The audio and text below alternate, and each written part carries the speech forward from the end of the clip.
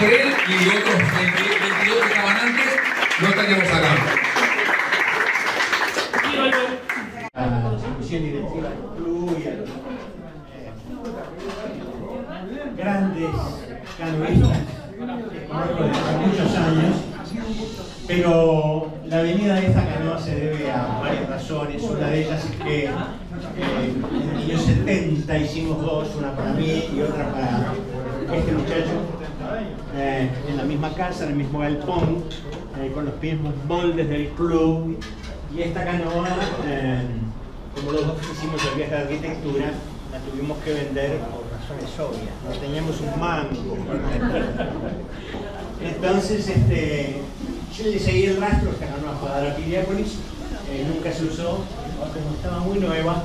Bueno, ofrecí a otro socio del club, también de la CAL, pero que estaba en Piriápolis, accedió a venderla por un precio razonable, la compramos y la colocamos acá porque yo tengo la teoría de que acá hay mucha reverberación, de hecho no deja hablar bien, y necesitaríamos tener elementos de madera de este estilo, pelas, lo que fuera, para tener un espacio un poquitito más como era antes, cuando teníamos el piso de madera, por ejemplo, que nos entendíamos un poco mejor unos con otros.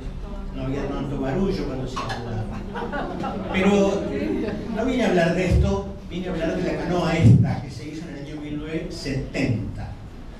El hecho es el siguiente: entre el 45 y el 75 son 30 años. En esos 30 años no había canoas de fibra de vidrio. Ustedes ahora navegan en canoas de fibra de vidrio, hacen unos viajes extraordinarios, no tienen problemas con las canoas, a veces algún problemita, pero en general. Bueno. En general. Se parten al medio. Tengan en cuenta que al ser el socio 22 yo vine a este club cuando tenía 18 años y obviamente no tenía un peso, un mango, era imposible navegar, era factible de navegar solamente en chalanas con algún amigo. No había prácticamente nada acá en Malvinas.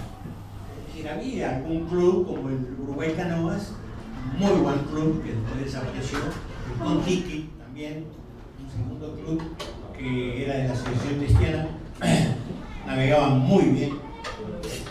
Y después aparecimos nosotros, como unos muchachos que estábamos ahí en la calle Amsterdam, casi al llegar a la Rambla, el segundo padrón, ahí había un terreno baldío, y ahí había una casilla del estilo, casilla de madera, estaba muy linda la casilla, y era el club de canoas de la CAL.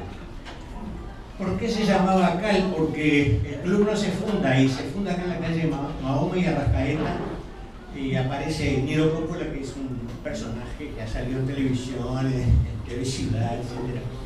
Y ese señor, en el garaje de su casa, hizo 3 canoas, la CAL 1, la CAL 2 y la CAL 3, en la calle, en la vereda, y ahí fue juntando gente.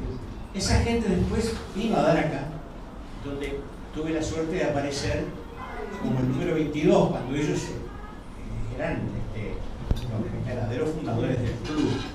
De todas maneras, es muy probable que Nilo Coppola hubiera copiado o sacado la canoa de una revista, que es la revista Joven número 150, donde están los moldes de la canoa. Era factible de hacer una canoa con esos moldes de esa revista. Fue así al principio y seguramente él hizo alguna de esa manera. Pero nosotros teníamos un problema. Necesitábamos canoas más livianas, más fáciles de construir, con poco dinero y conseguir algún carpintero que nos cortara. Eso fue un gran drama para nosotros que éramos jóvenes y que no teníamos posibilidades económicas. Pero lo fuimos haciendo, conseguimos materiales y en el año, vamos a ponerle, cuando se funda el club 56, en esa época ya se estaban construyendo canoas con las rodas un poquito más altas, quizás, con las costillas un poco más gruesas también quizás. Y nosotros empezamos a cambiar las cosas. ¿Qué hicimos? La recomendación de hacer las costillas de 6 milímetros a 8, como son las canoas americanas, era imposible de doblarlas. Por lo tanto pasamos a 3 milímetros de costillas un poco más cercanas unas de las otras. Un forro también de 3 milímetros, estamos hablando de 6 milímetros total, y se hacía con una lona gruesa, pesada. Eso traía algunos problemas. No los voy a contar ahora porque no viene al caso, pero esta canoa se hizo con un régimen distinto. Las originales de Estados Unidos y también acá se hacían con clavos de cobre que se clavaban desde el forro para adentro y luego se doblaban y se volvían a reclavar en la costilla.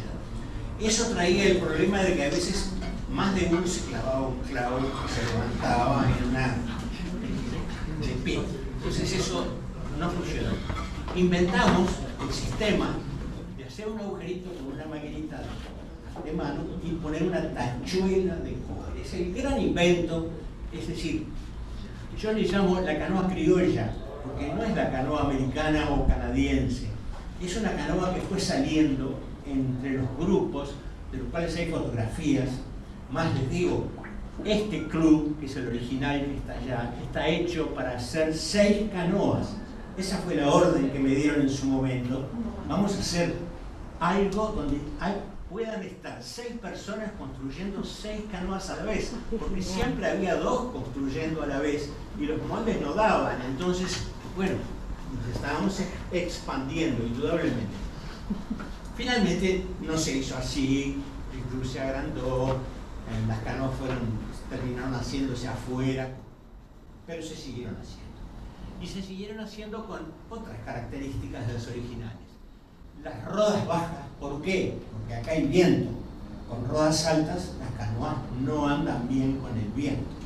Bajamos las rodas, cambiamos los clavos por tachuelas, pusimos bordas finas por dentro con otra sobreborda por afuera que hacían al final una borda un poquito más gruesa.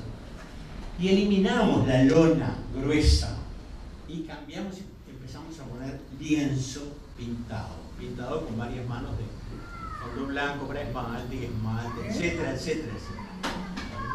Después apareció algo interesante, que fueron las regatas de canoas, porque se hacían unos 100 metros para allá.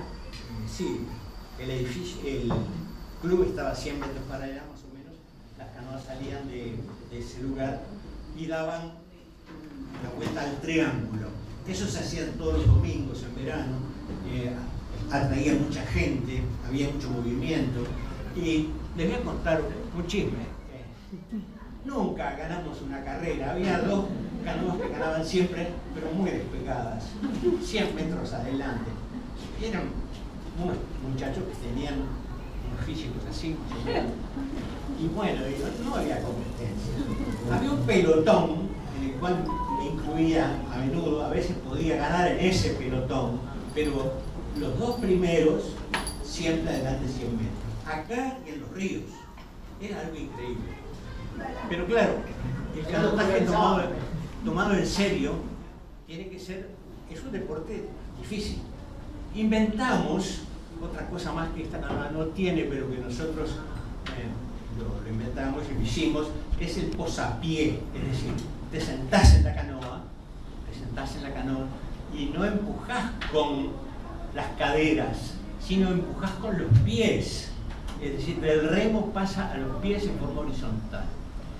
Estas son más o menos las 8 razones por las cuales yo le llamaría a esta la canoa criolla, no canadiense.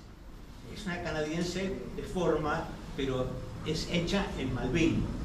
No fue la canoa que se llevó este señor que fue a dar al Paraná, como se llamaba, tengo que conocer todo porque es del barrio, me olvidé el nombre ahora, Horacio Quiroga.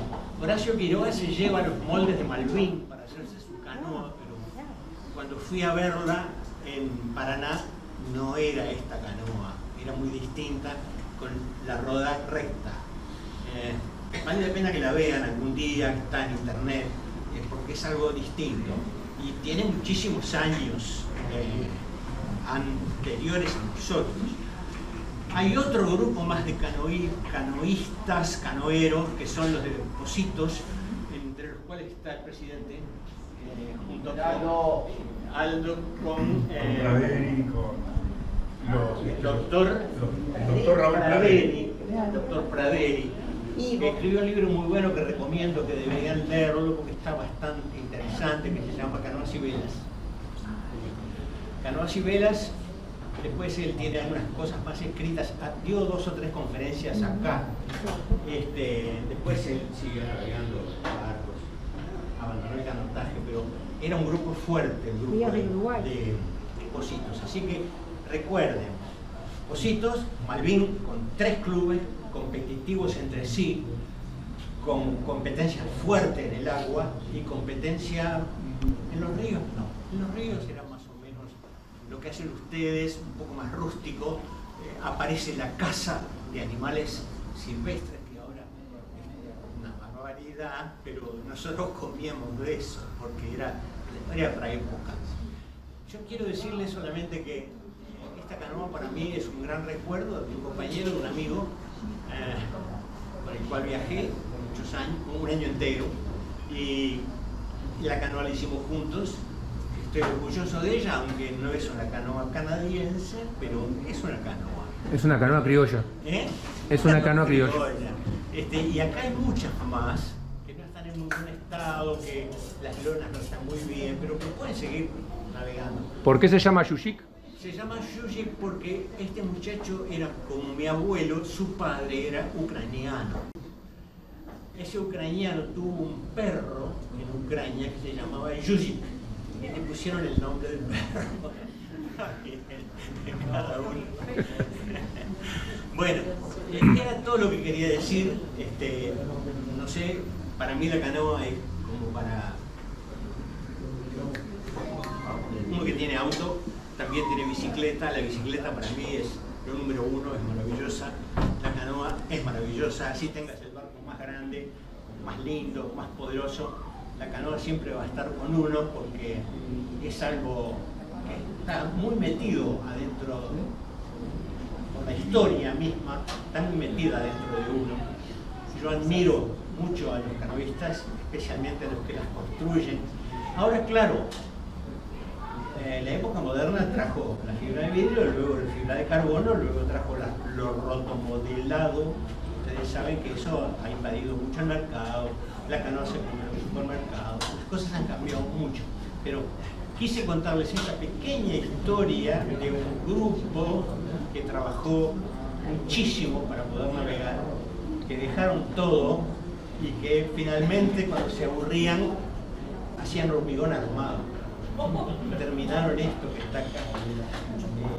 Un grupo muy interesante al cual siempre tengo recuerdos para ellos.